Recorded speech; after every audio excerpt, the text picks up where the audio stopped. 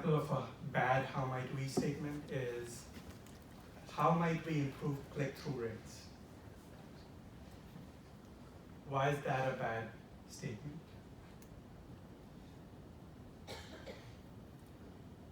We've just restated the problem. There's nothing that kind of shines the light on what might be a potential solution. There's no exploration possible. You want the how might we statement to capture the essence of your discovery, to capture the essence of what context and insight you discover. A good how might we statement would read like, how might we create a baby warming device that helps parents in remote villages give their dying infants a chance to survive?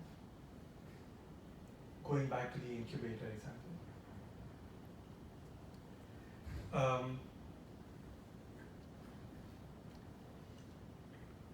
So we've kind of come towards the end of the talk, but I want to ask if there are any questions regarding what we've covered so far. I have a question. Sure. So I think the emotion, I agree, the emotion is a very powerful tool. However, when we're meeting a prospect for the first time, a stranger, and the context is technical, how do you kind of introduce emotion as a topic without being too weird? Can you restate the question? Yeah. So the question is, I get that emotion is important, but if you're meeting somebody for the first time, how do you touch on that without being too in your face or too weird about it, right? And again, I think it could go back to how we ask those questions. So it might be a technical question, but it's phrased in a way that elicits emotion. So, for example, if somebody had an outage, right, asking them to relive that experience through a story, could you talk about what happened during that outage and what worked for you, or what steps did you take to mitigate that problem? Might have that person open up and talk about how they felt during that instance. So I think asking questions in the right way and not in a direct way, like what do you feel about this? I think it's a more direct way. But it's more about how you reframe your questions that might elicit an emotional response.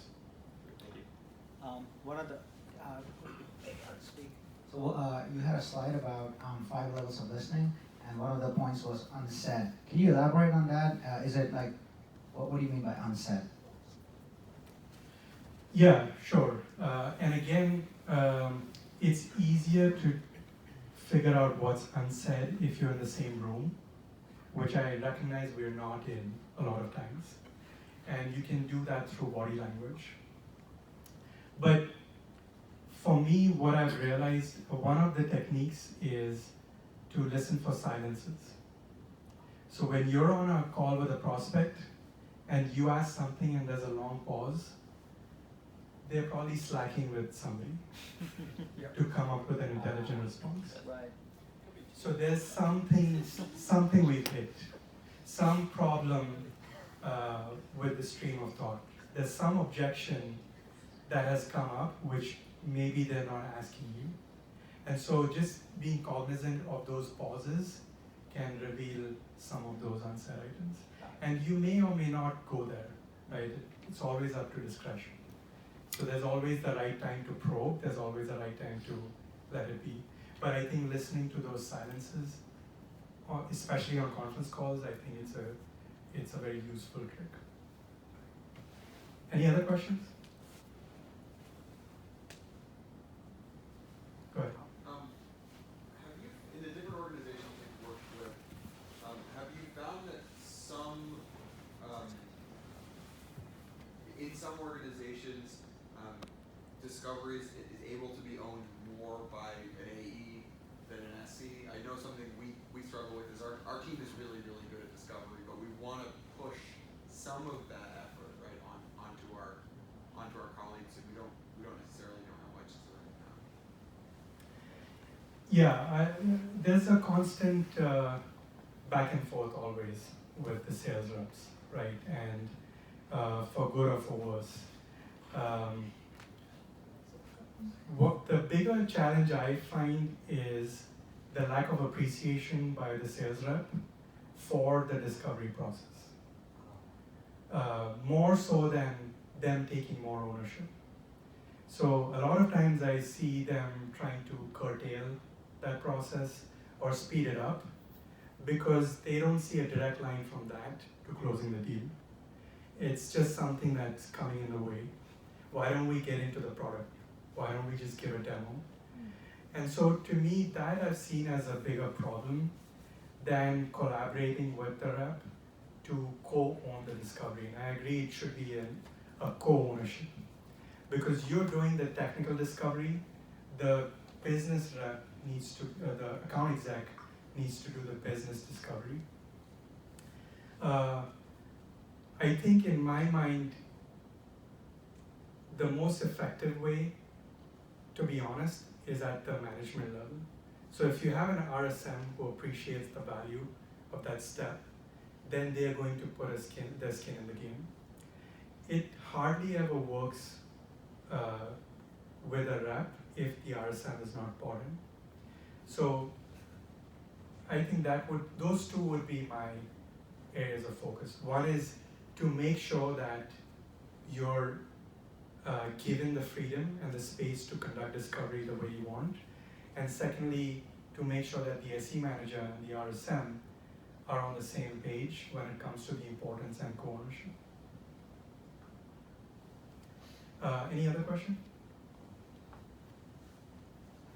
So what I'd like you to do is, I'd like you to take a minute to jot down maybe 2 or 3 things that you're going to go home and do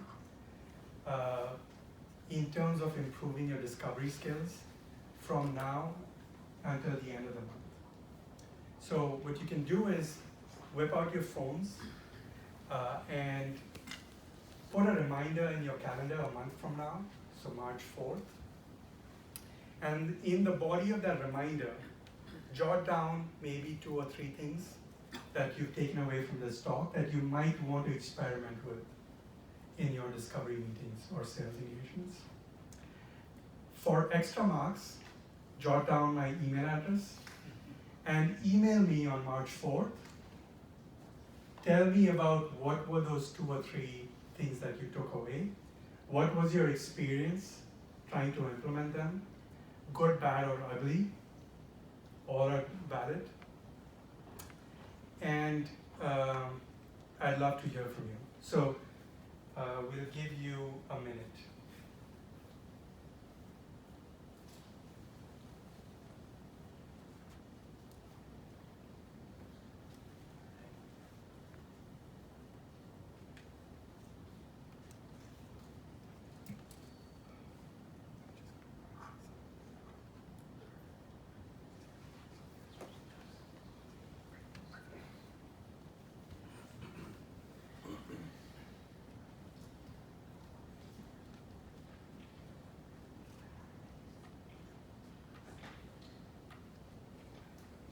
Take 30 more seconds.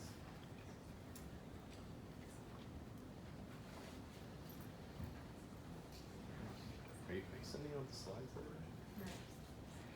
already? Yeah, there's a question about slides. I will share the slides after the talk. My request to you is to not share it publicly because it doesn't stand on its own as an independent document.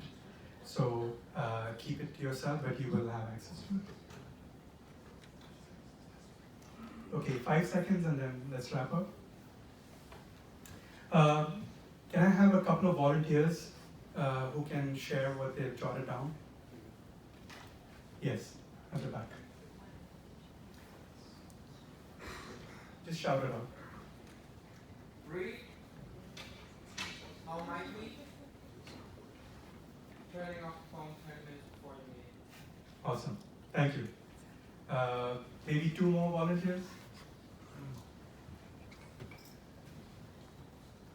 I wrote down read the 2 books that you mentioned, so Naked Sales and Deep Thinking. Share the listening, the active listening portions with my sales reps. So we have actually a good balance of like actually doing discovery at my company where we do business discovery and technical discovery. I would share like that kind of methodology with them so we could be on the same page. And then the last portion was coming up with multiple open questions in that format. Because we've also gone through a similar kind of training, but I like the way that she stated it. Okay, great. Thank you. One more. Yes. Made a note to research myself before going into discovery so that I get a sense of what they're looking at and what their mindset is, and also to dive into more questions related to them telling a story and have them relieve that pain ultimately. Thanks. Excellent. Thank you so much, and that's the end of the talk. I'll be around at the after event, so we can chat more. I'd like to talk to you guys. It's been great. Thanks for having me. All right, real quick before we wrap it up, just want to again thank Rakesh. I really enjoyed that. I think the one takeaway I got from that was that everyone should use Slack. So if you don't use it, just go out and get it. No, just kidding. Took a lot of really good stuff away from that. So again, thank you so much. So, question for you, Eric. How might we get an alcoholic beverage after this event? That is a great question. So again, we mentioned part of this is just getting together, networking, meeting the folks that were here. So we're going to go around the corner. We're going to the Pennsylvania 6 bar. We have a negotiated rate with them until 10 o'clock, so $5 beers. You can see the rest. Questions? Oh, everyone's just excited. Nice. So yeah, let's go ahead. Let's reconvene there if you're interested. We have handouts? Yes. Oh, wait. There's Stickers and handouts going around. And there's more stuff. There's stickers handed out. Who is not part of the Slack group right now? All right. If you guys go to the Slack group, which will go way back in the beginning of our preso. Where is it? There you go. Look at that. Solutioning for PowerPoints. So go to salesengineernewyork.com, join the Slack group. If you guys do, we have wireless chargers for you. So we got about 25, so I think if everybody who's not on it goes, come up, you get a free wireless charger. And there are magnets and stickers as well, so please, yeah. We're trying to grow our Slack community, like I said before. We're really trying to get more corporate sponsorship for this, throw larger events. We want to have guest performers. The only way to do this is to be marketing. I will get the Locks to come perform. If you guys do not know who that is, please go research it. They are why Puff Daddy is Puff Daddy.